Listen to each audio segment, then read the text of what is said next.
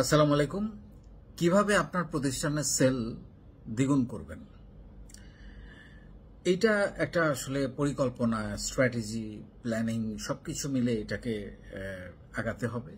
আমরা কয়েকটা 7-8টা প্ল্যানিং এর কথা বলবো, স্ট্র্যাটেজির কথা বলবো, যেগুলো নিয়ে আপনি কাজ করলে ডেফিনেটলি আপনার সেল এখন যা আছে তার দ্বিগুণ করা সম্ভব।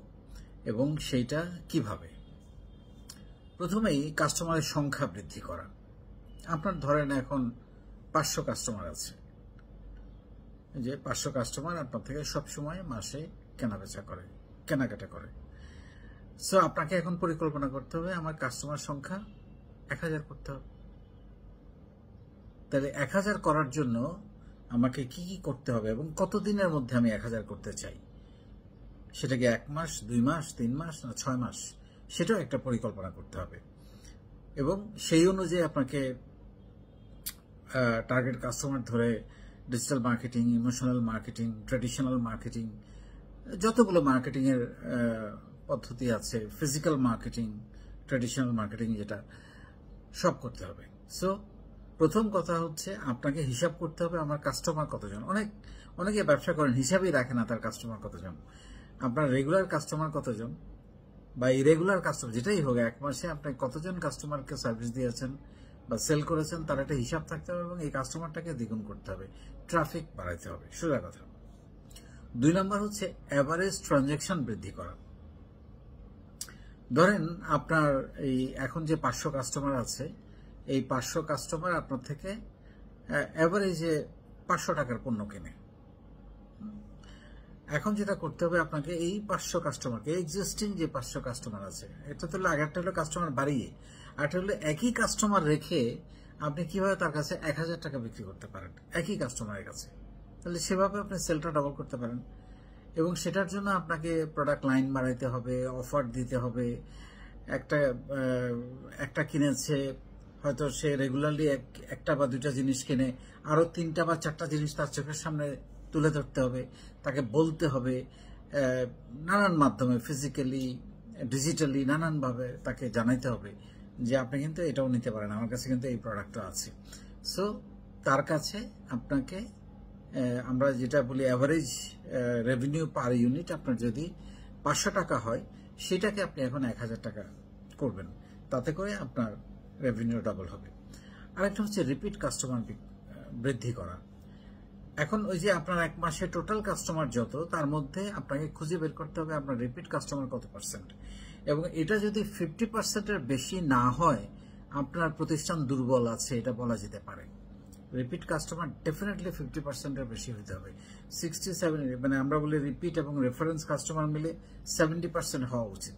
30% হবে নতুন কাস্টমার, কারণ নতুন কাস্টমার আনতে তো খরচ আছে, ওই যে মার্কেটিং করতে হয়, খরচ করতে হয়। কিন্তু রিপিট কাস্টমারের জন্য কিন্তু খরচ করতে হয় না। কি করতে হয়? সার্ভিসটা অসাধারণ দিতে হয়, দামটা ঠিক রাখতে হয়, সুন্দর করে কথা বলতে হয়, তাদেরকে একটু এক্সট্রা কেয়ার করতে হয়। তো সেই জন্যে আপনি এই রিপিট কাস্টমার আপনার বাড়াইতে হবে। আপনি এখন খুঁজে বের করেন যে আপনার বর্তমানে রিপিট কাস্টমার কি 10%, 20% না 30%, এটাকে 60%-এ নিয়ে যান, 30%-কে। তাহলে দেখবেন যে আপনার সেল বেড়ে যাবে। একই কাস্টমারের কাছে বারবার বিক্রি করা, সেল দ্বিগুণ হবে ডেফিনেটলি। তারপরে হচ্ছে গ্রাহককে বোঝার চেষ্টা করেন, মানে কে আপনার পণ্য কিনছে, কেন কিনছে, কখন কিনছে, কে কিনছে, কেন কিনছে, কখন কিনছে, টাইম, বার, মাসের কোন সময়টা খুবই গুরুত্বপূর্ণ, কারা তারা, এটা বোঝা খুব গুরুত্বপূর্ণ। এটা জানলে আপনি বিক্রির মানে অর্ধেক কাজ শেষ করে ফেলতে পারবেন। এবং সেই অনুযায়ী তাদের পছন্দ, তাদের সমস্যা এবং তাদের অভ্যাস, এগুলোও বোঝার চেষ্টা করেন। কি কি বললাম?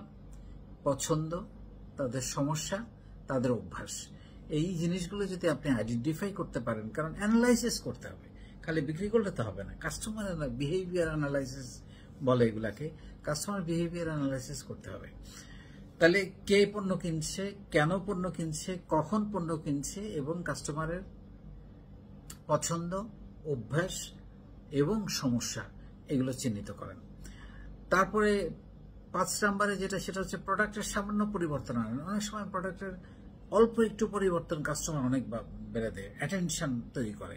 হ্যাঁ, যেমন কি সেটা প্যাকেজিং হইতে পারে, সার্ভিস টাইম হইতে পারে, অতিরিক্ত কোনো অফার হইতে পারে, এক্সক্লুসিভ কোনো ক্যাম্পেইন হইতে পারে, তারপরে এক্সক্লুসিভ কোনো সার্ভিস অফার হইতে পারে যে এই টাইমটাতে আমরা আপনাদেরকে শুধু সার্ভিস দেব, ফ্রি সার্ভিস। সো নানান রকম ভাবে কিন্তু এই এই মানে অনেক কিছু পরিবর্তন হয়ে যায় আর কি। তারপর হচ্ছে ডেটা ব্যবহার করুন। একটু আগে যেটা বললাম যে বিহেভিয়ারাল ডেটাগুলো ব্যবহার করা খুব গুরুত্বপূর্ণ। কোন প্রোডাক্ট বেশি বিক্রি হচ্ছে, কোন সময়টায় মানুষ বেশি কেনাকাটা করছে, মানে সেটা দিনের সময় হতে পারে, বার হইতে পারে, সেই দিবস অনুযায়ী বা সময় অনুযায়ী আপনাকে ক্যাম্পেইন প্ল্যান সাজাতে হবে এবং সেই জায়গায় ফোকাসটা বেশি দিতে হবে। কোন হাই প্রোডাক্ট, যারা পপুলার প্রোডাক্ট অনেক বেশি সেল হয় যে প্রোডাক্টগুলো, সেগুলোর উপর ফোকাস দিতে হবে, যে সেগুলোই হয়তো আপনার একটা বড় সেল বাড়িয়ে দেবে। তারপর অন্যান্যগুলো, এখন আপনার হয়তো একটা পপুলার প্রোডাক্ট তৈরি হয়েছে, কথার কথা, আপনি 2টা 3টা 4টা 5টা 10টা পপুলার প্রোডাক্ট বানান, তাহলে সেল ডাবল হবে, 3 গুণ 5 গুণ 10 গুণ হবে, শুধু ডাবল কেন। সো এটাও একটা গুরুত্বপূর্ণ কাজ। তারপর হলো 7 নম্বরে হচ্ছে গ্রাহককে বিশেষ, তিনি যে একজন বিশেষ মানুষ আপনার কাছে, আপনার প্রতিষ্ঠানের কাছে, এটা প্রমাণ করা, এটা খুবই গুরুত্বপূর্ণ।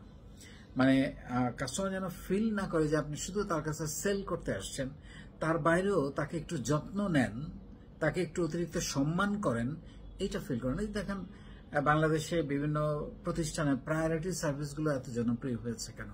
সবাই একটু সম্মান চায়, একটু ভ্যালু চায়, একটু যত্ন চায়। দেখবেন প্রায়োরিটি ব্যাংকিং বলেন বা প্রায়োরিটি বিভিন্ন প্রতিষ্ঠানে গিয়ে সার্ভিসগুলো বলেন, একটু এক্সট্রা পে করতেও চায় মানুষ সেটার জন্য, যে আমাকে একটু সম্মান দিবে, একটু চা কফি দিবে, একটু কথা বলবে, একটু অন্য কাস্টমারের চাইতে বেশি গুরুত্ব দিবে। সো প্রায়োরিটি সার্ভিস তৈরি করতে হবে আপনাকে, এক্সক্লুসিভ সার্ভিস তৈরি করতে হবে এবং কাস্টমারকে বুঝাইতে হবে যে আপনি আমার জন্য বিশেষ কিছু। তখন কি হয়, কাস্টমার লয়াল হয়ে যায়, স্থায়ী হয়ে যায়, রিপিট হয়ে যায় এবং সে রেফারেন্স কাস্টমার হিসেবে কাজ করে, কারণ আরেকজনকে গিয়ে বলে এখান থেকে কেন, তো আপনার সেল দ্বিগুণ হতে বাধ্য। And finally 8 number, referral system চালু করতে পারেন। মানে একজন গ্রাহক যদি আরেকজন গ্রাহককে নিয়ে আসে, যেটাকে একটু আগে রেফারেন্স কাস্টমার বললাম, তাকে একটা ইনসেন্টিভ দিতে পারেন, গিফট দিতে পারেন, একটা ডিসকাউন্ট দিতে পারেন। সো এটা হবে কি, তাহলে তারও একটা প্রণোদনা কাজ করবে। আপনি কত সেলসম্যান নেবেন, তার চেয়ে বরং রেফারেন্স কাস্টমার বাড়ানোর চেষ্টা করাটা আমার মনে হয় অনেক বেটার। সো এই যে 8টা মেথড বললাম, এই 8টা মেথড যদি আপনি ফলো করেন, আমি নিশ্চিতভাবে বলতে পারি যে আপনি আপনার সেল দ্বিগুণ করতে পারবেন। অনেক ধন্যবাদ।